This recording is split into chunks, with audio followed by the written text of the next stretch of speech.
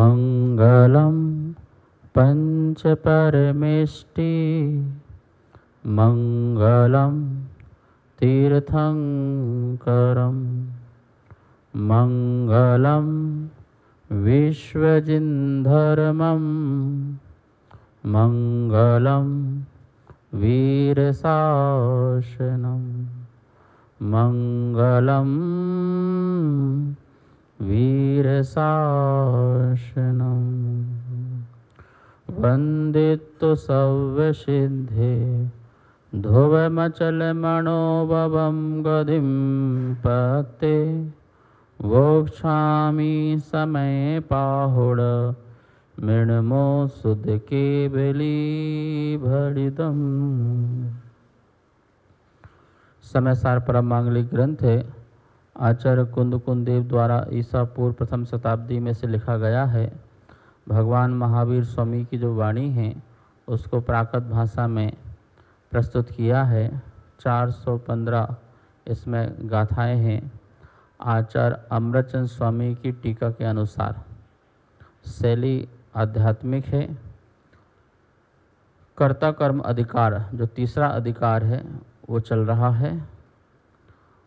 ज्ञानी की स्थिति क्या होती है उसकी बात यहाँ पर कही गई थी। अब हम जो है कर्मों को जानते हुए इस जीव का पुद्गल के साथ अतादात्म्य संबंध है। तादात्म्य संबंध नहीं, अतादात्म्य संबंध है। किसके साथ?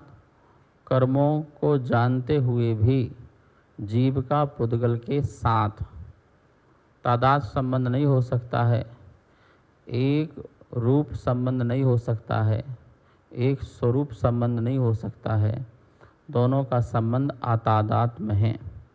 76 नंबर की गाथा है।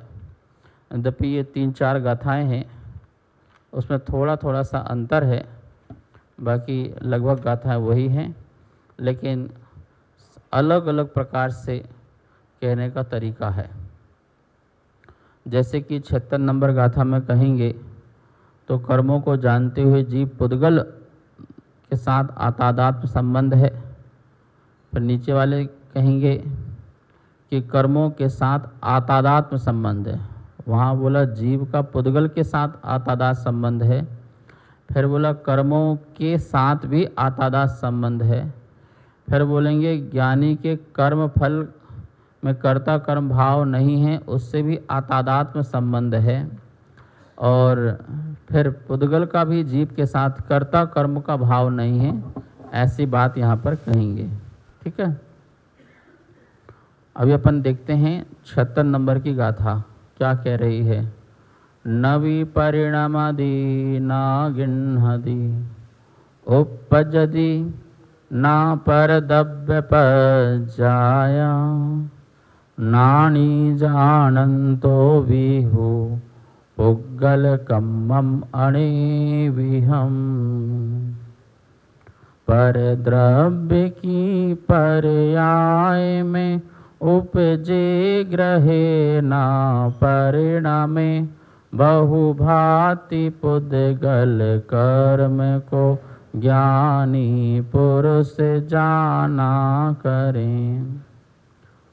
पर द्रव्य की पर्याय होती है नहीं होती है, ये तो मानना पड़ेगा होती है।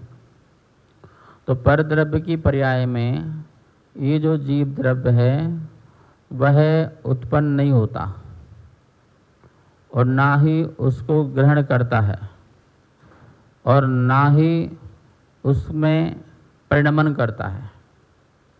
ठीक है ना। पर द्रव्य की पर्याय में ना ये तो ध्रुव रूप से रहता है, ना उत्पाद रूप से रहता है और ना ही वय रूप से रहता है। 3 चीज़ें होती है ना, उत्पाद, वय और ध्रुव। पर द्रव्य का या प्रभाव का जीव ध्रुव नहीं है, उसका उत्पाद भी नहीं है, उसका वय भी नहीं है।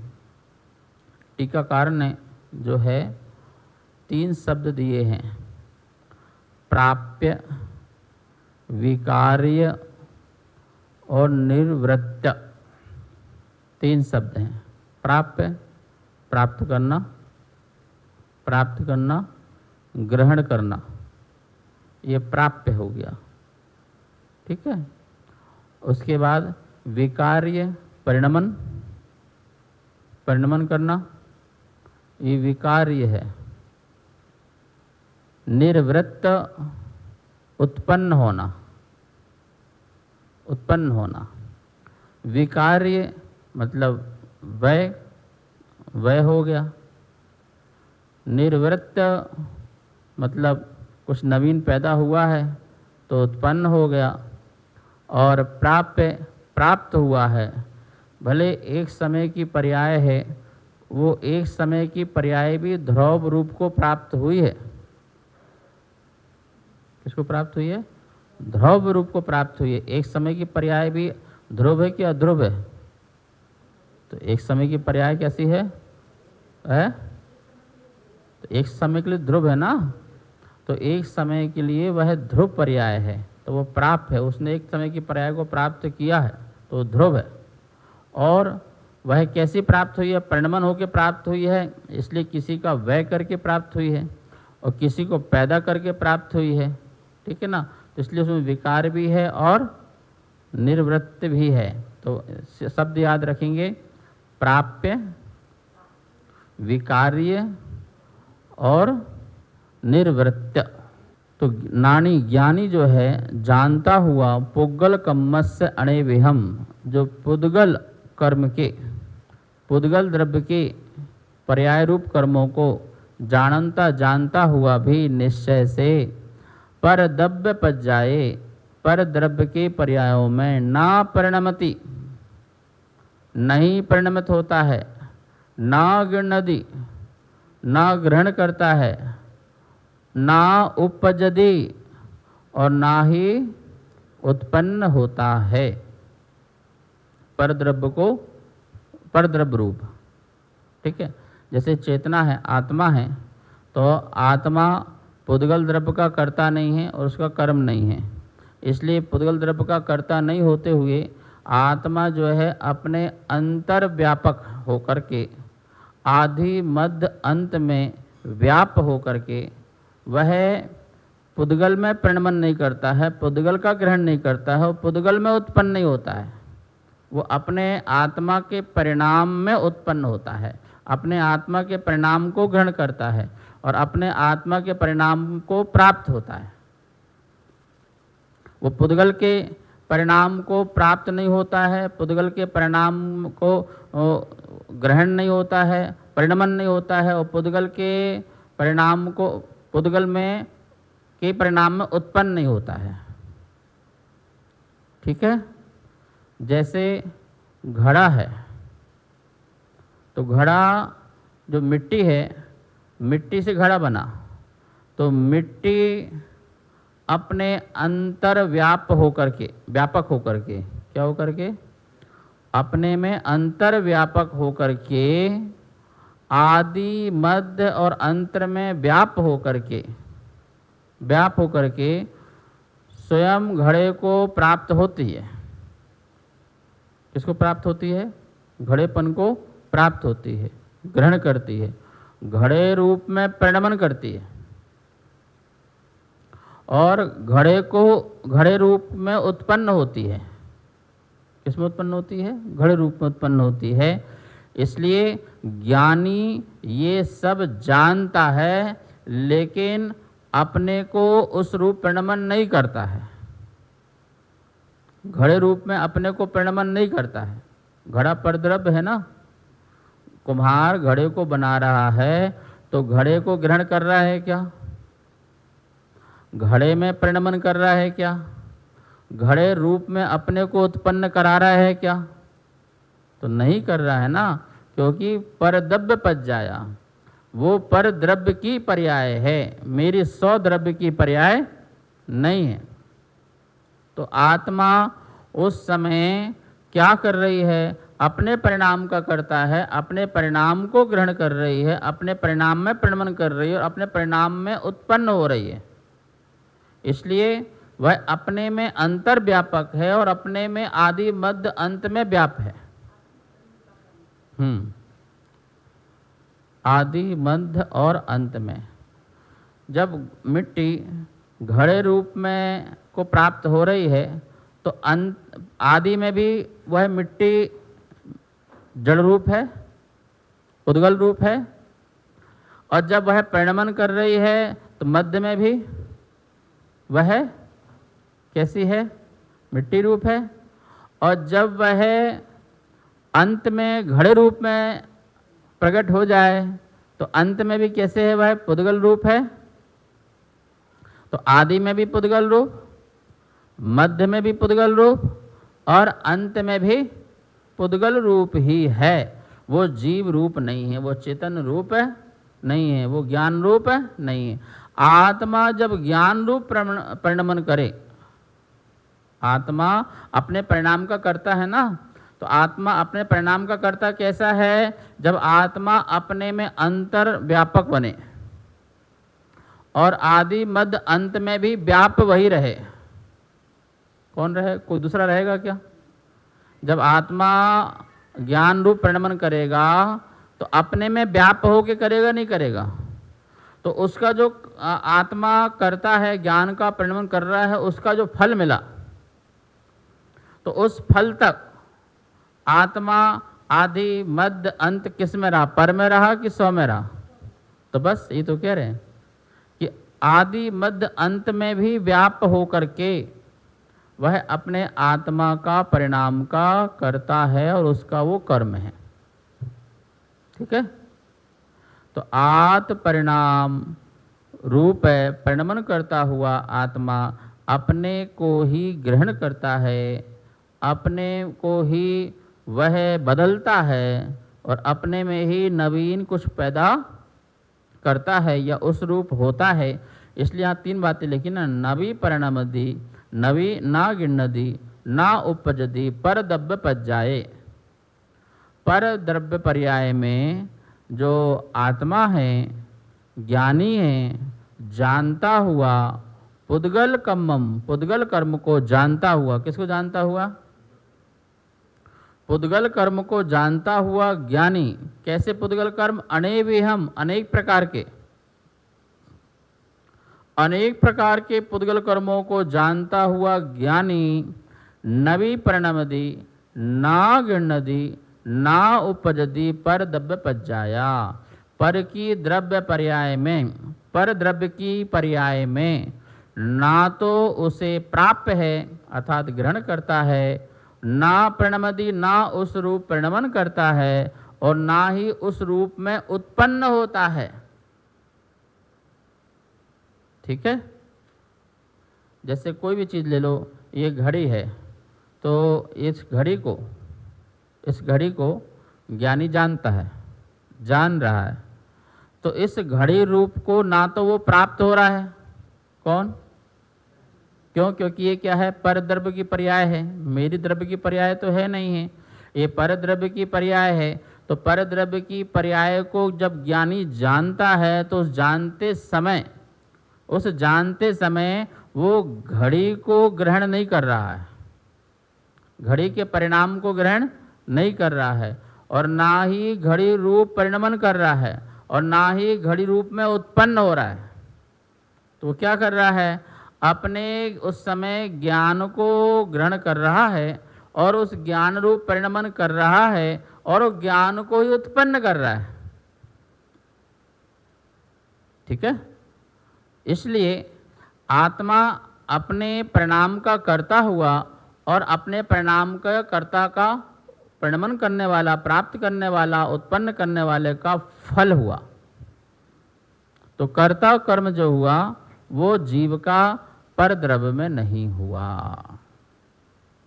केवली भगवान समस्त द्रव्य और समस्त द्रव्य की समस्त पर्यायों को जानते हैं, और जानना उनका स्वभाव है, सौ पर ज्ञान है। अपने को जानते हुए समय भी पर को भी जानते हैं उसी समय, कोई समय भेद नहीं है। जिस समय अपने को जान रहे हैं, अपने में लीन होकर के जान रहे हैं, उस समय पर का भी ज्ञान हो रहा है। तो केवली जो 6 द्रव्य हैं, 6 द्रव्य हैं और 6 द्रव्य की जितनी पर्याय हैं, अतीत की, वर्तमान की और अनागत भविष्य की, इन त्रिकालवर्ती समस्त पर्यायों को जानते हुए भी वो उन सब परम ज्ञेय में ना तो उसको उस रूप प्राप्त होते हैं, ना उस रूप परिणमन होकर के उसे ग्रहण करते हैं, ना परिणमन करते हैं, और ना ही उस रूप उत्पन्न होते हैं। हो सकते हैं क्या? नहीं हो सकते हैं। क्यों नहीं हो सकते हैं? क्योंकि प्रवेश ही नहीं है। एक द्रव्य दूसरे द्रव्य में प्रवेश करता ही नहीं है, उसके गुणधर्म एक दूसरे में प्रवेश नहीं करते हैं। इसलिए ज्ञानी का काम सिर्फ जानना है। ये सब प्रारंभ कर दे ज्ञानी तो उसकी जो है कर्म निजरा भी होगी, उसे शांति भी मिलेगी, उसे आनंद भी मिलेगा। लेकिन अज्ञानी ऐसा करता है कि नहीं, वो उस भ्रम बुद्धि में रह कर के सोचता है भाई मैं ही तो ग्रहण कर रहा हूँ, मैं ही तो करा रहा हूँ, मैं ही तो बना रहा हूँ और मैं ही तो उत्पन्न हो रहा हूँ, वरना ये कैसे हो।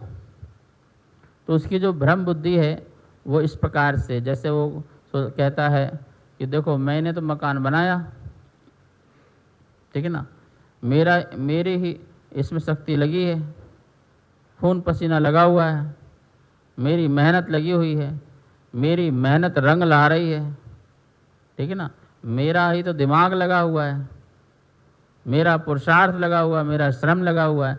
तो तेरा पुरुषार्थ तेरे में है ना, तेरा श्रम तेरे में है, तेरा ज्ञान तेरे में है, लेकिन तू इस सबको निकाल के किस में डाल रहा है? मकान में डाल रहा है। अपना श्रम, अपना परिश्रम, अपना ज्ञान, अपनी शक्ति, अपना दिमाग, बुद्धि, विवेक, सब कुछ किस में डाल रहा है? मकान में डाल रहा है। इसका मतलब तो पर को प्राप्त होता है, पर को ग्रहण होता है, पर का परिणमन करता है, पर रूप में परिणमन करता है और पर में ही तो उत्पन्न होता है, जो कि ऐसा नहीं है। स्वभाव दृष्टि में ये व्यवस्था बिल्कुल भी नहीं है। संयोग दृष्टि से देखेंगे तो कथनचित माना भी जाता है कि उपचार से आप निमित्त बने, इसलिए इस मकान का परिणमन आपने कराया, आपके निमित्त से तो ये बना है, सब आपकी कृपा से सब हो रहा है, ऐसा कहा जाता है। निमित्त के गुणगान गाए जाते हैं, निमित्त के गीत गाए जाते हैं, और नहीं गाओगे तो प्रॉब्लम में आ जाओगे। इसलिए निमित्तों के गीत तो गाना ही पड़ेंगे। सब आपकी कृपा से हो रहा है, आपके आशीर्वाद से हो रहा है। आप ना होते तो क्या होता, ठीक है ना। ये सब क्या है, उपकार दृष्टि से ऐसे शब्द निकलते हैं। जिन जिन ने हम पर उपकार किए हैं धर्म मार्ग में, कर्म मार्ग में, और हमें लगता है कि हाँ इसने सहयोग किया है, तो उसके लिए हम धन्यवाद देने के लिए उसको प्रशंसात्मक शब्द बोलते हैं। लेकिन वस्तुतः ऐसा नहीं है। आप आए परेशान हो, मैंने गाइडेंस कर दिया और मैंने आपको सत्य मार्ग बता दिया, भले प्राणी जो तू सोच रहा है वो सही नहीं सोच रहा है, उससे तू ऐसा सोच, और उस सोच से आपका सोच बदल गया और आप थोड़े से परेशान जो थे वो अब नहीं हो। अब थोड़ा सा आप में मुस्कुराहट है, थोड़ी सी खुशी है, थोड़ा सा आनंद है। तो अब आप ये बोलने लगो लोगों से कि भैया देखो हमें तो महाराज ने समझाया, बताया, और उनकी कृपा से हम लोगों सब ठीक है। कल ही एक सज्जन आए हुए थे और वो परेशान थे कुछ लेकर के पारिवारिक जीवन में, बोले कब तक निपट जाएगा। तो ऐसी सहज रूप से बोल दिया तुम चिंता मत करो, अप्रैल मई में तुम्हारा हो जाएगा, जाओ आशीर्वाद है, ऐसा बोल दिया। उसको उस समय शांति चाहिए, पर हमारा भाव झूठ बोलने का नहीं था, ऐसी सहज रूप से निकला था। और वो कल सज्जन आए तो वो यही कहने लगे कि आपने जो कहा था बिल्कुल वही हुआ, बिल्कुल मई में ही हुआ और मई में वो काम हो गया। तो वो बहुत गीत गाने लगे। क्या गाने लगे कि आपकी वाणी सत्य है, आप यथार्थ बोलते हैं, आपने सोच समझ के बोला था, और ये आपने देख के बोला था, मेरा भविष्य देखा था, ये देखा था, वो देखा था, और आपके कारण ही सब मेरा हो गया, नहीं तो होता नहीं, और आपने सही बताया।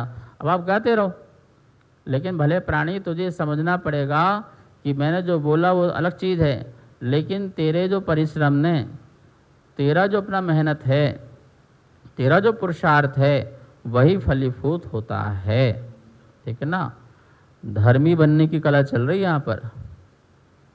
धर्मी किन लोगों को बनना है ये देख लो। यहाँ पर ये समय सार जो है असली धर्मी बनाता है, क्योंकि धर्मी वही है जिसके अंदर सत्य धर्म हो, यथार्थ धर्म हो।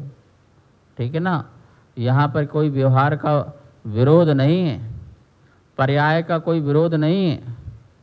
पर्याय भी है, इसको स्वीकार है, लेकिन पर्याय की दृष्टि से कभी कल्याण नहीं होता है।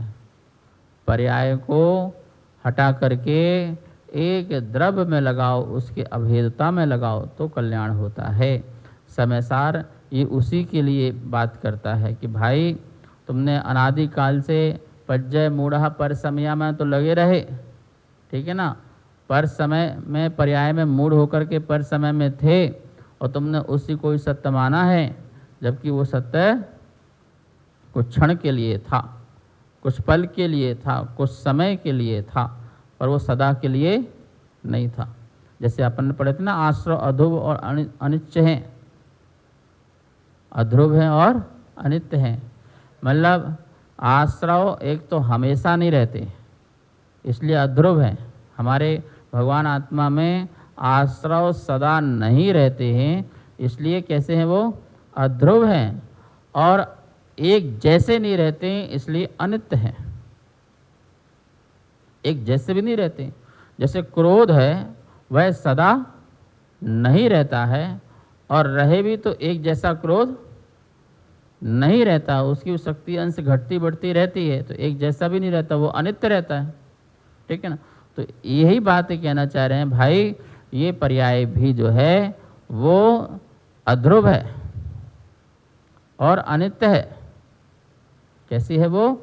अध्रुव है और अनित्य है। लेकिन जो ध्रुव है, जो नित्य है, उसके आश्रय से ही बचा जा सकता है।